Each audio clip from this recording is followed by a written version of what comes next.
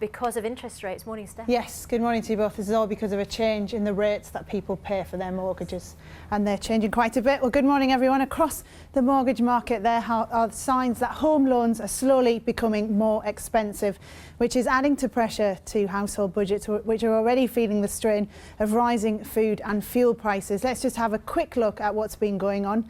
Well, over the past month, 6 banks have announced increases in their standard variable rates. These are the Halifax, Cooperative, Bank of Ireland, Clydesdale and Yorkshire Bank. And there are 850,000 borrowers on the Halifax SVR, and that rate's going up by 0.5% to 3.99. So it works out that it's adding £55 a month to a mortgage of £200,000. Now that's despite the Bank of England base rate still being stuck at just 0.5% for 3 years now. Well, with me now is Ray Bulger, Senior Technical Manager at the broker John Charcoal. Good morning to you, Ray. Morning, Steph. Now we've got you throughout the morning, so if anyone's got any questions we're going to take them a bit later, but just explain what's been going on. Why is it that these rates are going up when the base rate, which we're all told is what they're connected to, is so low? Yeah, well, unless your mortgage is a bank rate tracker, frankly, the bank rate is disconnected from mortgage rates. What we've seen is that cost of funds last year went up for lenders. It's actually come back a little bit this year, but it's certainly significantly higher than it was a year ago. And also lenders' regulatory costs have gone up.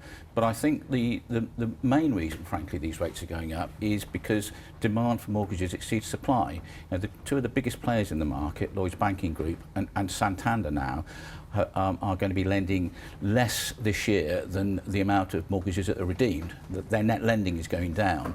And when you've got 2 big players in the market reducing their lending, that puts a lot of pressure on the other lenders. And whilst there are some of the smaller and medium-sized lenders who are looking to expand their lending, they can't cope with the extra demand. So demand is increasing, supply is not, and hence prices go up. So what do you watch now if you're someone on a tracker or a standard variable? Because in the past you'd wait for the interest rate announcement every month to see whether that's going to go up. But now it just feels like you don't know whether it's going to go up or not, and you don't really know where to look and how to plan for it. Yeah, I mean, all the signs are bank rate's going to stay at 0.5% for at least another 2 years. This Eurozone crisis is going to drag on, and that's going to restrain our economy, and that means bank rate needs to stay low.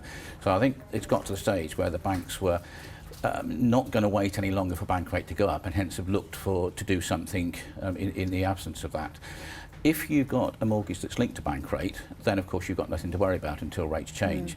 If you're on a standard variable rate, then you do need to bear in mind that it is a managed rate. Lenders can change it when they want. And because we have now got some rather better deals for people with only a small amount of equity, I'd strongly recommend anybody who has at least 15% equity in their property to actually look around at other opportunities. You know, talk to a good independent mortgage broker, because there are variable rates which are cheaper than 4% for the term of the mortgage. You can even get 5-year fixed rates well under 4%.